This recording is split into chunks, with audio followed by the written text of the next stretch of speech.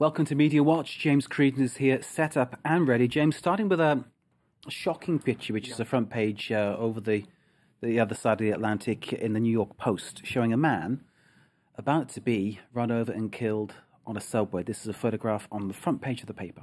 That's right. Let's get a look at it, Mark. We've chosen a blurred out image of the man himself, even though he's not that clear in the original. You don't see his face, but regardless, let's take a look at the front page of the New York Post today. Now, this is a scene from Monday. It happened on Monday. Pushed on the subway track, this man is about to die. You see a photo of him with the train about to run him over, and doomed written below it. Cue a whole load of complaints about press ethics, about the ethics of the decision to put that photograph on the front page of the newspaper to sell copy. Obviously, again, we see this again and again and again, these decisions taken by newspapers where they know that it's really a bit unethical to do it, but they're going to do it anyway because they know they're going to sell loads of copy, and they know that it's going to become a debate and a controversy which is going to give them publicity. So the business instincts come through. And also a lot of debate too surrounding the role of the photographer, which I think is maybe the more interesting of the two debates. A lot of people saying, could he not have left down the camera if he had enough time to pick up his camera and point and shoot? Could he not have maybe run down, tried to grab the guy and pull him off the track? Well, the photographer, a guy by the name of Umar Abbasi, who was a freelancer for the New York Post, says, look, these were my instincts. I was actually running towards the train with the flash of the camera, trying to alert the driver as to what was going on. It all happened so quickly.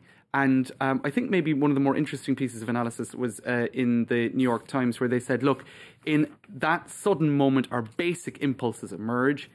Photographers shoot, heroes declare, and most of us cower. And I suppose it's perhaps easier for us to judge from afar. It's the benefit of hindsight, isn't it? Which is the greatest benefit of all, I suppose. It's not the first time, of course, that a photograph of someone about to die has caused great controversy. That's right. You were mentioning this one earlier, Mark, a photo by Kevin Carter. This was going back to March 1993 in Sudan. I think we have a look at that photo now. It's a very, very sad, extremely powerful image of a starving child and a vulture in the background. And indeed, I think the controversy there is that he left the child in that condition. Yeah. And it could have contributed then to his later suicide, the photographer's suicide, who felt very guilty in the aftermath of that. And we have this photo too. This was taken in the 1980s. In 1985, after a volcano erupted, this girl got stuck in the detritus, or the mudslide that ensued, and she couldn't be taken out of that situation. And that was a photograph of her actually slowly dying. So, perhaps it's a little bit rich of me to be talking about the ethics of it and then showing these photos. That's always a question too. Even the debate around it has a kind of a voyeuristic aspect to it. But there you go, a big debate today, Mark, about media ethics surrounding photographs such as that. Indeed.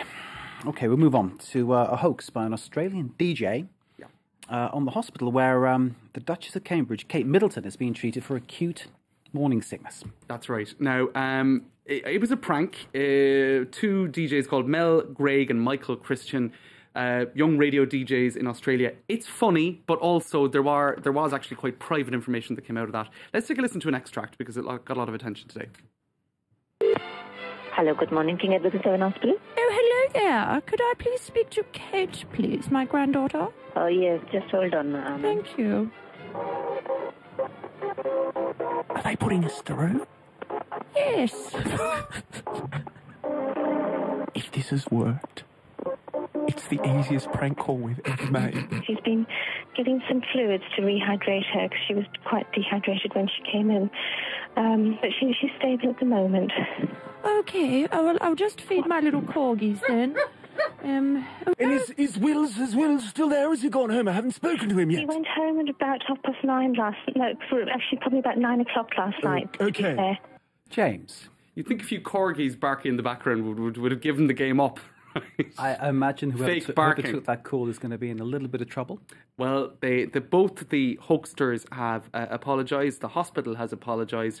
And I'd love to show, just before we go, Mark, this mistake by French TV. Let's take a look at this. Qu'il n'était pas désiré, cet enfant-là. Kate Middleton et le prince Harry attendent un bébé, c'est officiel. Info commentée partout, des tabloïds. All right, for people who don't speak French there, that's Kate Middleton et Prince Harry. No, wrong prince. Controversy. There you go.